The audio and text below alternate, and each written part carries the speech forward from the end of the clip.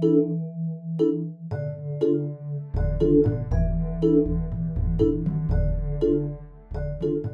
à la rencontre relative au métier de la communication dans la fonction publique, Christophe Benotte, maître de conférence à la faculté de droit de Limoges et secrétaire général d'Europa, s'est entretenu avec Madame Picot, responsable de la communication à la préfecture de Limousin. Elle nous dévoile les clés de son métier. Madame Picot, vous êtes chef de la communication interministérielle de l'État, vous êtes rattachée à la préfecture de la région Limousin. Pourriez-vous nous présenter l'éventail de vos missions et les différentes compétences que vous exercez dans le cadre de vos fonctions? Je suis donc rattachée au préfet du département et de la région. Un préfet représente l'État sur son territoire et à ce titre, bien sûr, il définit et il met en œuvre une stratégie de communication. Donc en réalité, mon boulot, c'est à côté du préfet, de mettre en œuvre cette stratégie de communication qu'il a définie. Alors en gros, c'est 4 grandes missions. La première, c'est informer et expliquer toutes les politiques et toute l'action de l'État, que ce soit sur l'emploi, sur la sécurité, sur l'économie, sur le développement du territoire, sur l'aménagement du territoire, etc. Donc c'est une idée d'informer la société civile, les citoyens, les élus. La seconde, c'est promouvoir un certain nombre de services que les services de l'État procurent aux usagers. Donc là, je parlerai de la modernisation de l'État, des cartes grises, enfin des titres, de toute cette partie-là que les usagers connaissent plus. La troisième grande mission, c'est effectivement d'accompagner toutes les politiques publiques, c'est-à-dire les politiques qui sont définies au niveau du gouvernement, ce qu'on appelle les politiques nationales, et qu'on décline chacun dans nos territoires, tous en même temps. Voilà. C'est-à-dire qu'il y a des opérations comme ça, comme les journées du patrimoine, on fait tous une action dans un département, les semaines du développement durable, ce sont des semaines nationales, on fait tous des opérations, quand il y a la journée de solidarité, la semaine des personnes âgées, enfin voilà, ça c'est vraiment, on suit les politiques publiques, bon, et on les accompagne.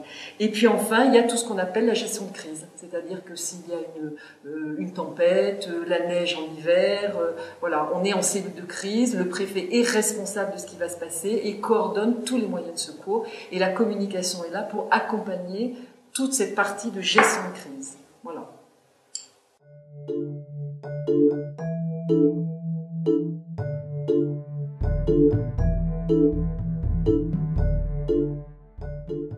Madame Picot, pourriez-vous nous expliquer de quelle manière votre service est organisé et quel est l'éventail des métiers de la communication qui sont représentés au sein de ce service entre les différents services déconcentrés de l'État? Ici, on a un tout petit service. On a un tout petit service parce qu'effectivement, c'est un petit service de communication. Je suis toute seule avec un assistant et je travaille quand même avec un webmaster qui est au service informatique et qui travaille en permanence avec moi puisqu'on a un site internet.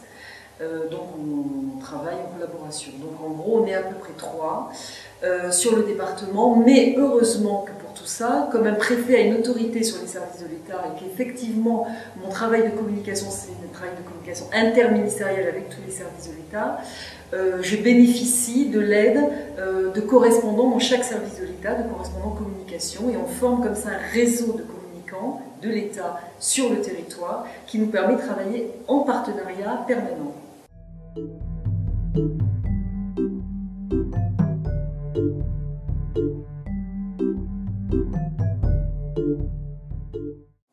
Bien, Madame Picot, pourriez-vous nous expliquer de quelle manière votre service est organisé, combien de personnes il comprend, combien de collaborateurs travaillent avec vous, et quelle est la variété des métiers qui sont représentés au sein de votre service?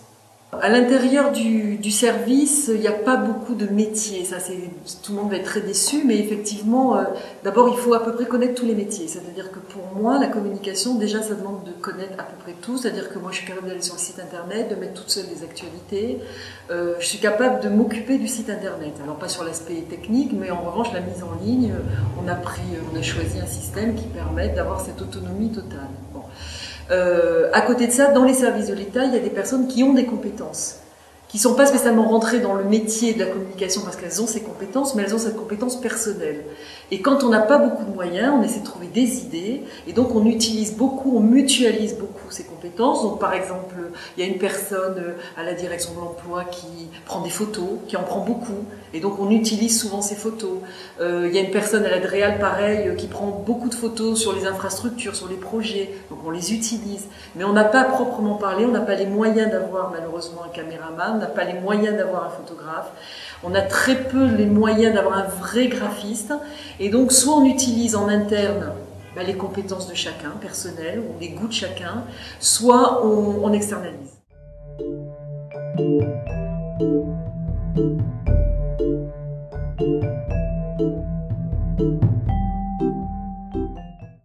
Bien, enfin, une dernière question. Madame Picot, pourriez-vous nous expliquer quelles sont pour vous les compétences professionnelles, les qualités personnelles également que devrait en tout cas présenter tout candidat postulant à des fonctions dans la communication au sein des services de l'État?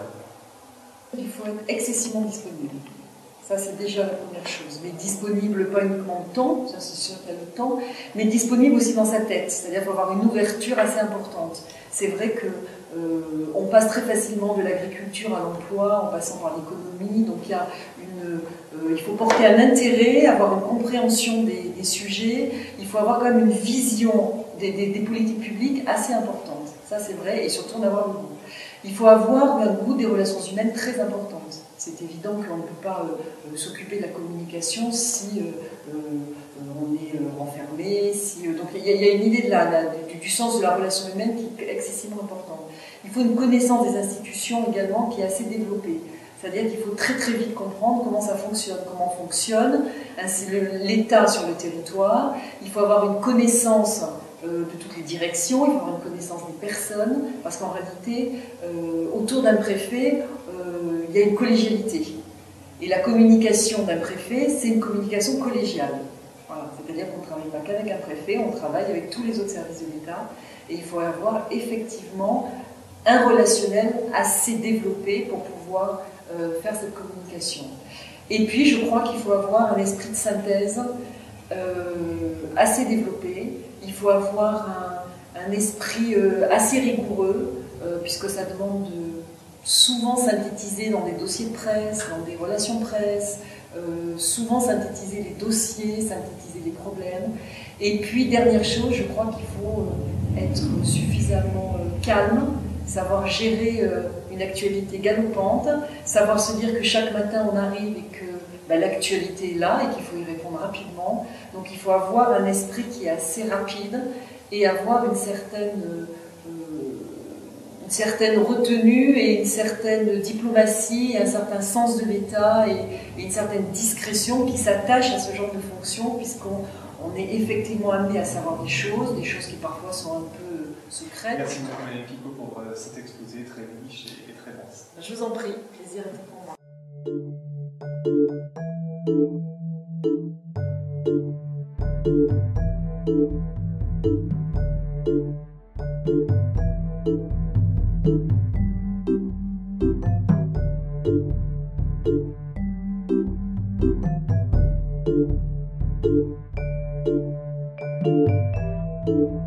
Thank you.